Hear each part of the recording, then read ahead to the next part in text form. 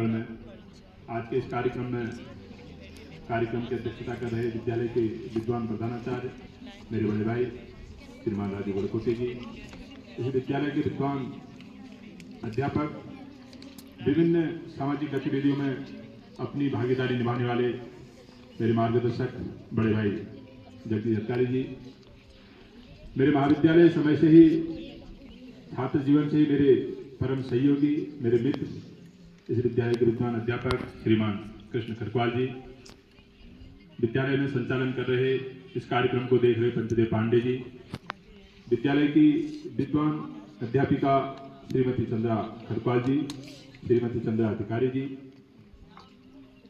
मेरे मार्गदर्शक प्रकाश जोशी जी, प्रमोद राणा जी और विद्यालय में उपस्थित अभिभावक माताएं जिनको आज कमला नेहरू सम्मान से सम्मानित किया गया।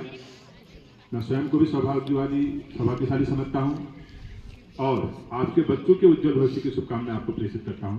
और प्यारे बच्चों, जैसा कि आज मुझे इस कार्यक्रम में भागीदारी सुनिश्चित करने का मौका मिला है, कार्यक्रम का उद्देश्य है छात्र छात्राओं का मार्गदर्शन। बच्चों, हम सब एक ही पृष्ठभूमि के लोग हैं।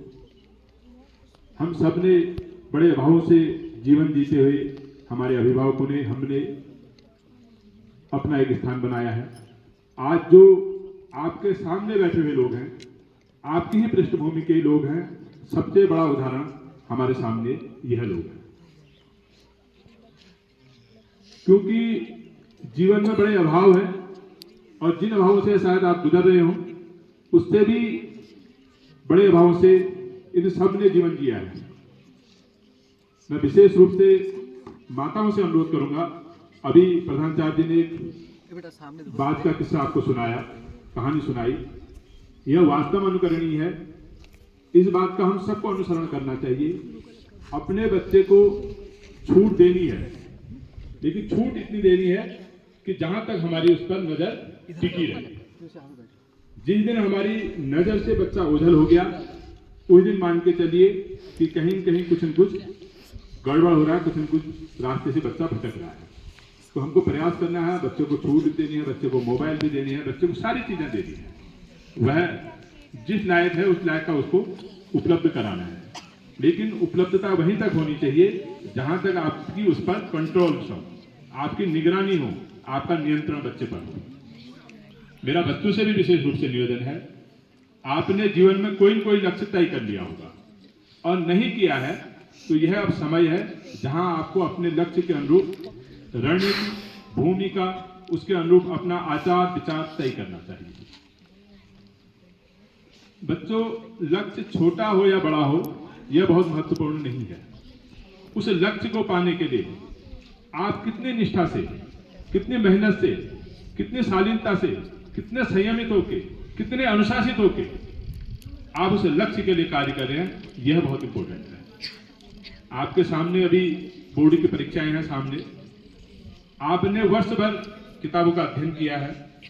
उन किताबों का अध्ययन किस प्रकार किया है यह आप जानते होंगे। आपने किस प्रकार से नोट्स बनाए हैं यह आप जानते होंगे। लेकिन अब परीक्षा के दौरान किस प्रकार विशेष अंकों से आप उत्तीर्ण होंगे, जो अभी यहाँ पर मैं पूछ रहा था, 22 बच्चे जिस प्रकार आज उनकी माताओं को यह सम्मान मिला है, यह हम सबके लिए प्रेरणा का विषय है।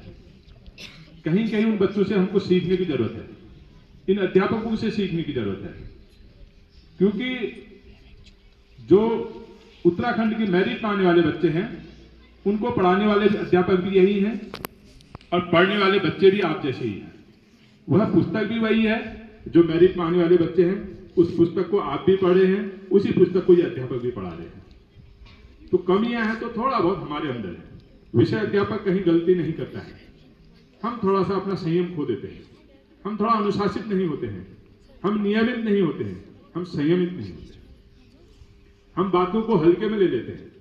अब लेकिन 10th और 12th के बच्चों से मेरा निवेदन है, अब बातों को हल्के में लेने की जरूरत नहीं है। आपने जितनी मौज मस्ती करी बहुत अच्छी थी, जो किया वो बहुत अच्छा समय था। अब आपको जरूरत है तो अपने लक्ष्य के अनुरूप अपने लक्ष्य पर नजर रखने की जरूरत है। उस लक्ष्य के लिए आप किस प्रकार अपना रणनीति बनाते